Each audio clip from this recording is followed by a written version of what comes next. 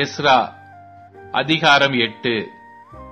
அர்தசஷ்டா ராஜா அரசாளும் காலத்தில் பாபிலோனிலிருந்து என்னோட கூட வந்த தங்கள் பிதாக்கள் வம்சங்களின் தலைவரும் அவர்கள் வம்ச அட்டவணைகளுமாவன: பினேகாசின் புத்திரரில் கெர்சோம், இத்தாமாரின் புத்திரரில் தானியேல், தாவீதின் புத்திரரில் அத்தூஸ், பாரோஷின் புத்திரரில் ஒருவனான செக்கனியாவின் புத்திரரில் சகரியாவும், அவனோட கூட வம்ச அட்டவணையில் எழுதியிருக்கிற 150 ஆண் மக்களும், பாகாத் மோவாபின் புத்திரரில் செரகியாவின் குமாரனாகிய எலியோனாயும், அவனோட கூட 200 ஆண் மக்களும், செக்கனியாவின் புத்திரரில் எகசியேலின் குமாரனும், அவனோட கூட 300 ஆண் மக்களும், ஆதீனின் புத்திரரில் யோனத்தானின் குமாரனாகிய ஏபேதும், அவனோட கூட 50 ஆண் மக்களும், ஏலாமின் புத்திரரில் அதலியாவின் குமாரனாகிய எஷாயாவும், அவனோட கூட 70 ஆண் மக்களும், செப்பதியாவின் புத்திரரில் மிகவேலின் குமாரனாகிய செப்பதியாவும்,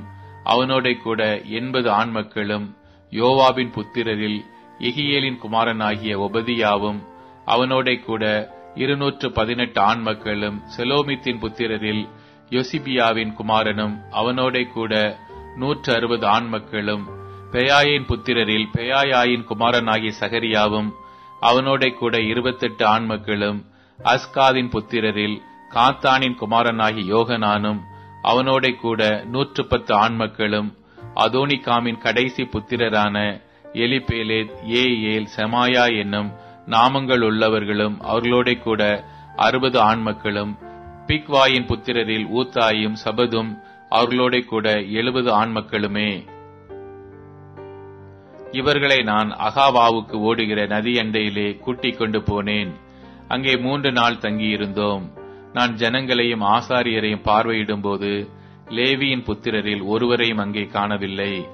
ஆகையால் நான் Eliezer, Ariel, சமாயா, Elnathan, Jarib, Elnathan, Nathan, சகரியா, மிசுல்லாம் என்னும் தலைவரையும், யோயாரிப், எல்நாத்தான் என்னும் புத்திமான்களையும் அழைப்பித்து கசிப்பியா என்னும் ஸ்தலத்தில் இருக்கிற தலைவனாகிய இத்தோவிடத்திற்கு செய்தி கொண்டு போக அவர்களுக்கு கற்பித்து, நமது தேவனுடைய ஆலயத்து பணிவிடைக்காரரை எங்களிடத்திற்கு அழைத்து வரும்படி அவர்கள் கசிப்பியா என்னும் ஸ்தலத்தில் இருக்கிற தங்கள் சகோதரனாகிய இத்தோவுக்கும் நிதனிமியருக்கும் சொல்ல வேண்டிய வார்த்தைகளை சொல்லிக் கொடுத்தேன். அவர்கள் எங்கள் மேலிருந்த எங்கள் தேவனுடைய தயையுள்ள கரத்தின்படியே இஸ்ரவேலுக்கு பிறந்த லேவியின் குமாரனாகிய மகளியின் புத்திரரில் புத்தியுள்ள மனுஷனாகிய செரபியாவும் அவன் குமாரரும் சகோதரருமான 18 பேரையும், மெராரியரின் புத்திரரில் அஷபியாவும் அவனோடே எஷாயாவும் அவன் சகோதரரும் அவர்கள் குமாரருமான 20 பேரையும், தாவீதும் பிரபுக்களும் லேவியருக்கு பணிவிடைக்காரராக வைத்த நிதனிமியரில் 220 பேரையும் எங்களிடத்தில் அழைத்துக் கொண்டு வந்தார்கள். அவர்கள் எல்லாருடைய பெயர்களும் குறிக்கப்பட்டன. அப்பொழுது நாங்கள் எங்கள் தேவனுக்கு முன்பாக எங்களை தாழ்த்துகிறதற்கும், எங்களுக்காகவும் எங்கள் பிள்ளைகளுக்காகவும் எங்கள் சகல பொருள்களுக்காகவும் செவ்வையான வழியை தேடுகிறதற்கும் நான் அங்கே அந்த அகாவா நதி எண்டையிலே உபவாசத்தை கூறினேன். வழியிலே சத்துருவை விலக்கி எங்களுக்கு துணை செய்யும்படிக்கு நான் ராஜாவினிடத்தில் சேவகரையும் குதிரை வீரரையும் கேட்க வெட்கப்பட்டிருந்தேன். எங்கள் தேவனுடைய கரம் தம்மை தேடுகிறவர்கள் எல்லார் மேலும் அவர்களுக்கு நன்மையாக இருக்கிறதென்றும், அவருடைய வல்லமையும் அவருடைய கோபமும் அவரை விட்டு விலகுகிறவர்கள் எல்லார் மேலும் இருக்கிறதென்றும் நாங்கள் ராஜாவுக்கு சொல்லி இருந்தோம். அப்படியே நாங்கள் உபவாசம் பண்ணி எங்கள் தேவனிடத்திலே அதை தேடினோம். எங்கள் விண்ணப்பத்தை கேட்டருளினார். பின்பு நான் ஆசாரியரின் தலைவரிலே 12 பேராகிய செரேபியாவையும் அஷபியாவையும் அவர்கள் சகோதரரிலே 10 பேரையும் பிரித்தெடுத்து, ராஜாவும் அவருடைய ஆலோசனைக்காரரும் அவருடைய பிரபுக்களும் அங்கே இருந்த சகல இஸ்ரவேலரும் எங்கள் தேவனுடைய ஆலயத்துக்கென்று எடுத்துக் கொடுத்த காணிக்கையாகிய வெள்ளியையும் பொன்னையும் பனிமுட்டுக்களையும் அவர்களிடத்தில் நிறுத்துக் கொடுத்தேன். அவர்கள் கையிலே நான் 650 தாலந்து வெள்ளியையும் 100 தாலந்து நிறையான வெள்ளி பனிமுட்டுக்களையும் 100 தாலந்து பொன்னையும் 1000 தங்கக்காசு பெருமான 20 போர்க்கிண்ணங்களையும் பொன்னை போல எண்ணப்பட்ட பளபளப்பான 2 நல்ல வெண்கல பாத்திரங்களை நிறுத்துக் கொடுத்து அவர்களை நோக்கி, நீங்கள் கர்த்தருக்கு பரிசுத்தமானவர்கள், இந்த பனிமுட்டுகளும் உங்கள் பிதாக்களுடைய தேவனாகிய கர்த்தருக்கு மன உற்சாகமாய் செலுத்தப்பட்ட இந்த வெள்ளியும் இந்த பொன்னும் பரிசுத்தமானவைகள். நீங்கள் அதை எருசலேமில் இருக்கிற தேவனுடைய ஆலயத்தின் அறைகளில் ஆசாரியர், லேவியருடைய பிரபுக்களுக்கும் இஸ்ரவேலுடைய வம்ச தலைவர்களுக்கும் முன்பாக நிறுத்து ஒப்புவிக்க மட்டும் விழிப்பாயிருந்து அதை காத்து கொள்ளுங்கள் என்றேன்.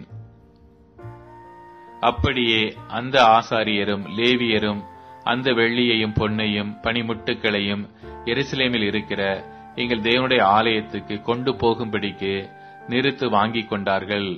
நாங்கள் எருசலேமுக்கு போக 1ஆம் மாதம் 12ஆம் தேதியிலே அகாவா நதியை விட்டு பயணம் புறப்பட்டோம்.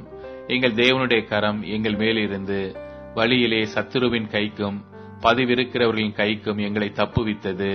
நாங்கள் எருசலேமுக்கு வந்து அங்கே 3 நாள் இருந்த பின்பு 4ஆம் நாளிலே அந்த வெள்ளியும் பொன்னும் பனிமுட்டுகளும் எங்கள் தேவனுடைய ஆலயத்தில் ஆசாரியனாகிய உரியாவின் குமாரன் மெரேமோத்தின் கையிலும் பினேகாசின் குமாரன் எலெயாசாரின் கையிலும் எல்லாவற்றிற்கும் இருந்த நிறையின்படியையும் நிறுத்து ஒப்புவிக்கப்பட்டது. யெசுவாவின் குமாரன் யோசபாத்தும் பின்னோயின் குமாரன் நொவதியாவும் என்கிற லேவியரும் அவர்களோட கூட இருந்தார்கள். அந்த நிறையெல்லாம் அக்காலத்தில் எழுதப்பட்டது. சிறைப்பட்டு மீண்டவர்கள் இஸ்ரவேலின் தேவனுக்கு சர்வாங்க தகன பலிகளாக இஸ்ரவேல் அனைத்து நிமித்தம் 12 காளைகளையும் 96 ஆட்டுக்கடாக்களையும் 77 ஆட்டுக்குட்டிகளையும் பாவ நிவாரணத்துக்காக 12 வெள்ளாட்டு கடாக்களையும் பலியிட்டு அவையெல்லாம் கர்த்தருக்கு சர்வாங்க தகன பலியாக செலுத்தினார்கள். பின்பு ராஜாவின் சன்னதிகளை நதிக்கு இப்புறத்தில் இருக்கிற ராஜாவின் தேசாதிபதிகளுக்கும் அதிகாரிகளுக்கும் ஒப்புவித்தார்கள். அப்பொழுது அவர்கள் ஜனங்களுக்கும் தேவனுடைய ஆலயத்துக்கும் உதவியாயிருந்தார்கள்.